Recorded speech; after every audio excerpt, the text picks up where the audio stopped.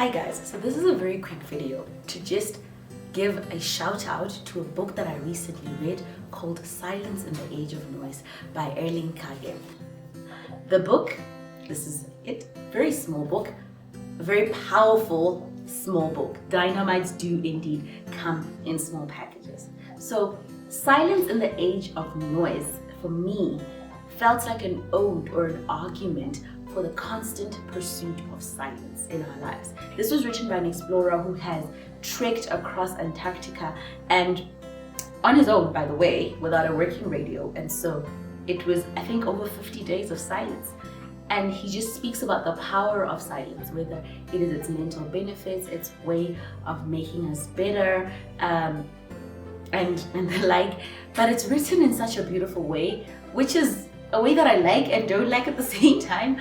The reason why I liked it is because it read like a conversation between you and the author. It felt like you were on this really long journey with the author, and he was just talking to you about silence. You were just talking about silence. And so the chapters don't hold to a strict topic as much as they do, in the sense that they still have a central topic, but they just, it's fluid. The conversation is fluid. So certain parts, it's not like these are the 6 benefits of silence, these are the 5 ways in which silence will improve your life. No, it's just like a conversation. He quotes a lot of poetry, a lot of philosophy, and he just builds this really soft, subtle case for silence.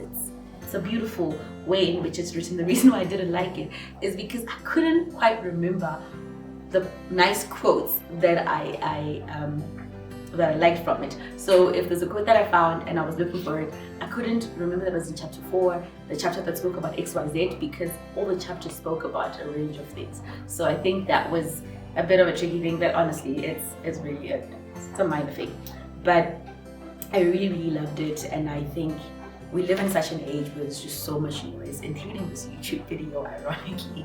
But I think he's not arguing for cutting off. I think he's arguing for moderation. He's arguing for creating silence. As much as he says it's great to go into the wild, he's not saying go out in the wild every weekend. You know, he's saying build in those moments of silence in your daily routines, whether it's on your commute to work, or when you come back from work, or at night, you know, or over the weekend as you prepare food.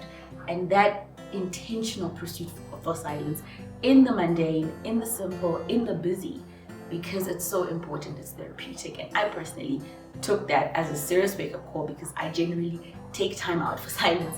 And the weekend that I read this book, I cut off. I did not use my phone. I was like, let's apply this thing. And I read like 3 books in one weekend. I enjoyed the books and I just felt rejuvenated. So I would say get this book, and if you're not getting it immediately, still cultivate a culture of silence. With that, I shall be silent now. Bye.